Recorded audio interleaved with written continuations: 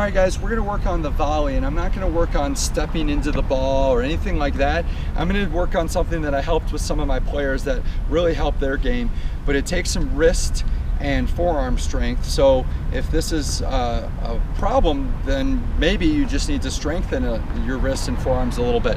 So I'm talking about like I call it a jab at the ball. So meaning my volley is not just letting the racket hit the ball and I step forward like this. I think a lot of players are missing the opportunity to squeeze that handle a little harder and give it a little oomph. I call it a jab to the ball, okay? So what I mean by that, a lot of players will step and go like this, and it's very weak, especially if the racket grip, or the grip isn't very firm, the racket or the ball will hit the racket and it'll just fly on them. It won't have much control.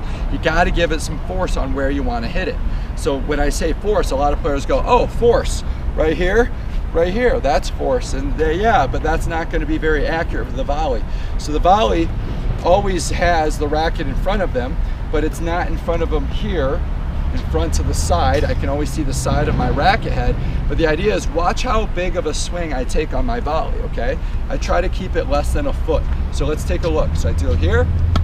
So my racket was here and it went here. So we're looking at about a 6-inch shot, but I was fast enough with my hands to give it a good hit to make that ball penetrate through the air and hit the ground and make it hard on my opponent. So the idea is we got to work on the jab, hitting that ball through. So I'm here, boom, pushing through that ball. Now when I say jab, a lot of players go, oh, jab, like boxing, jab.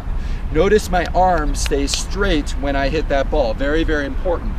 So I am not talking about a jab like this, where I go like that. That's not a jab what I'm talking about. Keeping my arm straight and I'm hitting to the side of me. I'm hitting that way. Notice I'm facing you though, right? So the jab has to be here. That's my jab, okay? The harder the ball is hit, the less of a jab I have to hit because I already got a pace coming at me. So on a high ball, I'd practice those. High balls, notice my jab is the same. I'm not gonna take a big swing. Jab up, through. That's all it is. So you want to practice those high balls too, where you're just keeping your arm up, pushing through, and boom, pushing through that ball, okay? So it's a very quick movement, very aggressive, and you'll see that you're gonna have a lot more control with that. So you'll practice that on the backhand as well. Backhands might be a little tougher, but the idea is you still can be able to give it a little jab, right? You're gonna give it a little jab. And that allows that ball to go forward and stay low and penetrate the air and really be hard for your opponent to do anything other than be defensive with it. So try out the jab a little bit. Make sure you keep your arm straight and it's more of a shoulder turn, and you're gonna just try to go at the ball with a little conviction. But you got to be disciplined with your follow through. If you're going through like this, that means maybe you don't have the arm strength to keep your racket through, or maybe it is because you're just not being disciplined enough to be here. So make sure we're not letting our racket stop in awkward positions. You want to be very deliberate where you're going to hit that ball. So give it a shot. Hopefully the jab will help your volleys out, okay? Good luck.